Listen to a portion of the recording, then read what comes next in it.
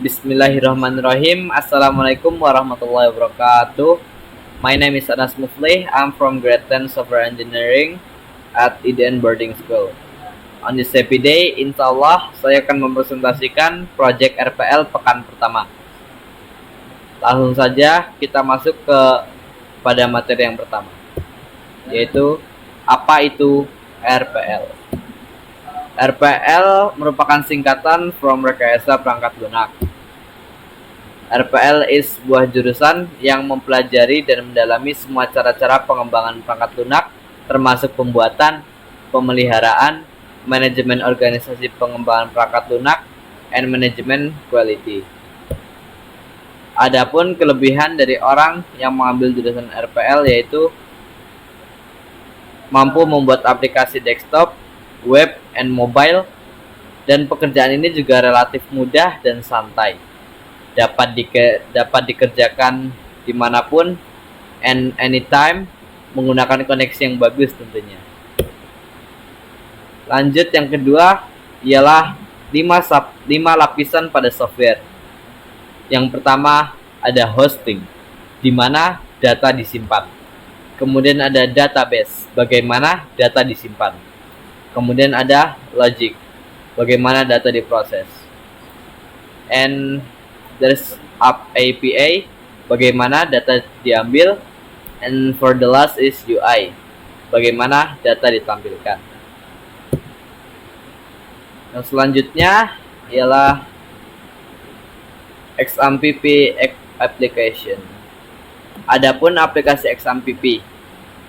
Aplikasi XAMPP ini banyak digunakan oleh banyak orang yang mengambil jurusan software engineering. Function from this application is sebagai server yang berdiri sendiri, local host, yang terdiri atas program Apache HTTP server and MySQL database. Nama XAMPP merupakan singkatan dari X, tempat sistem operasi apapun. Kemudian A is Apache, M is MySQL, P PHP, and the last P is Perl. Lanjut, pada yang selanjutnya saya akan menunjukkan bagaimana caranya membuat database. Pertama, kita membutuhkan aplikasi XAMPP ini. Jika kita sudah masuk dalam aplikasi XAMPP, kita akan menyalakan Apache dan MySQL. Apabila semuanya sudah seperti ini, kita akan mengklik tombol admin yang di MySQL.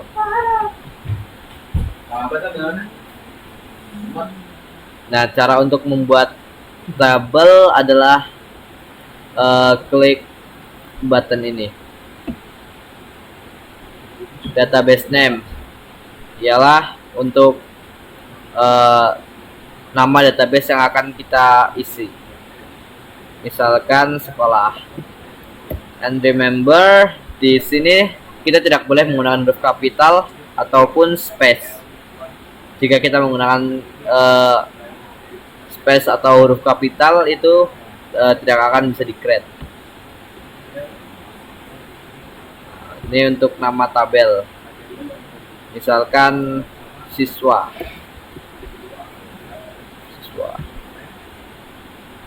Nah, di sini kita perlu memikirkan apa yang diperlukan oleh siswa tersebut. Yang pertama, ID siswa. ID siswa ini merupakan hal wajib yang untuk ditulis di kolom pertama.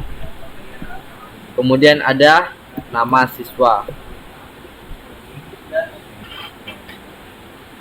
Kemudian kita bisa isi dengan umur, tanggal lahir atau tempat lahir, itu terserah.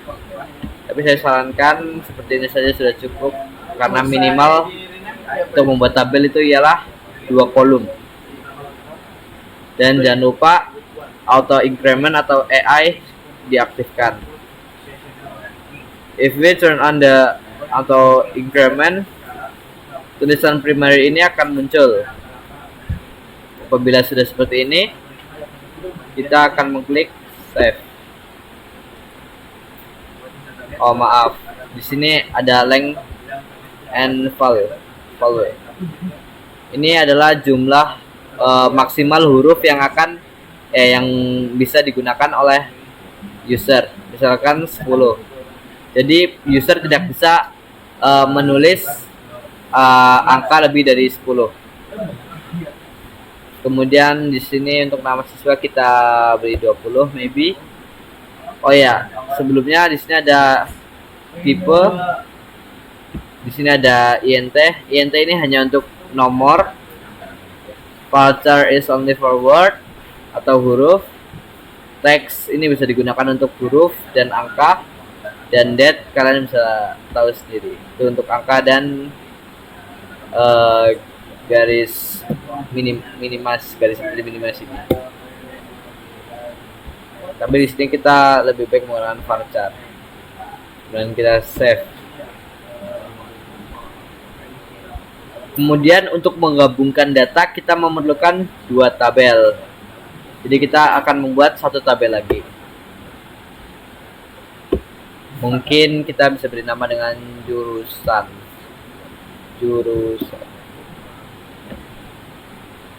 Yang di paling atas kita mengisi dengan ID jurusan tentunya. Kemudian kita bisa memberi nama di sini. Nama jurusan. There's int and then varchar length value dan auto incrementnya jangan lupa dinyalakan. Kita save.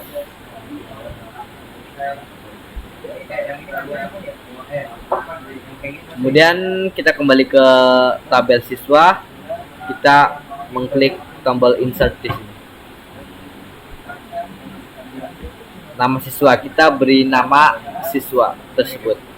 Misalkan Rudy. Kita beri nama Rudy.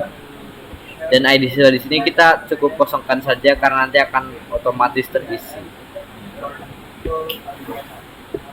Tuh. Kita lihat di sini. Nama siswa ya Rudy. Jurusan kita bisa memilih RPL. Jangan lupa di jurusan in here kita kosong. Lihat. Jika ingin menambahkan lagi kita bisa mengklik insert button dan kita akan memberi jurusan yang berbeda like TKJ.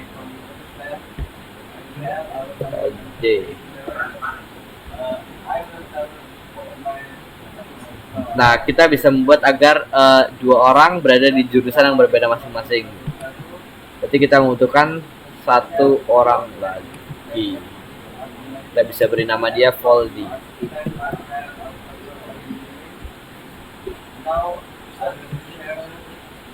Nah, apabila sudah ada 2 siswa, we need to add 1 more column for ID jurusan. Karena ini ada 2 jurusan, kita memerlukan di tabel siswa ini ID siswa dan ID jurusan agar kedua siswa ini bisa berada di kedua jurusan yang berbeda. Jika kita tidak menggunakan ID jurusan, bisa-bisa hanya 1 orang yang terdaftar di 1 jurusan. Kita cek all, kemudian we klik edit button. Sorry. We klik struktur, kita tambahkan 1 kolom lagi. Kita bisa isi sini ID jurusan. Bagus. Oke.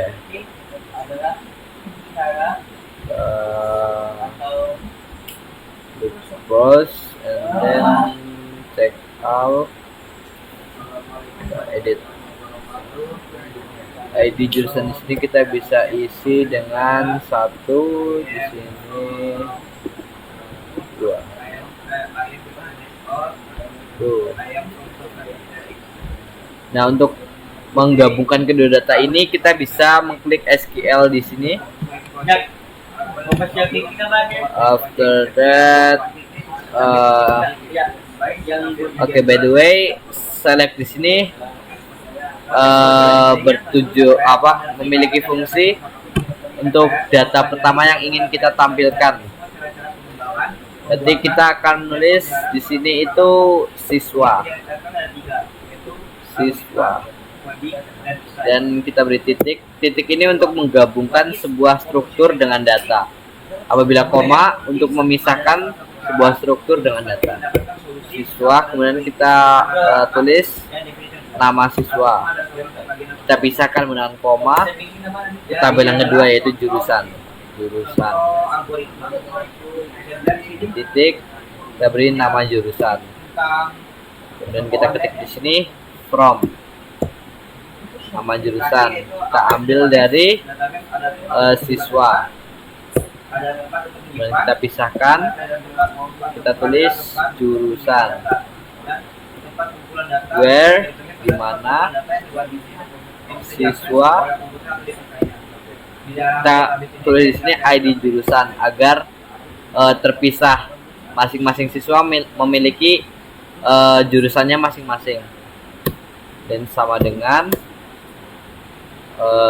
jurusan gabungkan dengan ID jurusan. Dan kita klik go button di sini. Nah, di sini dia. Rudy akan masuk jurusan RPL, sedangkan Voldy akan masuk jurusan teknik. I think only this. What can I say? Sorry if I have many mistake. So assalamualaikum warahmatullahi wabarakatuh.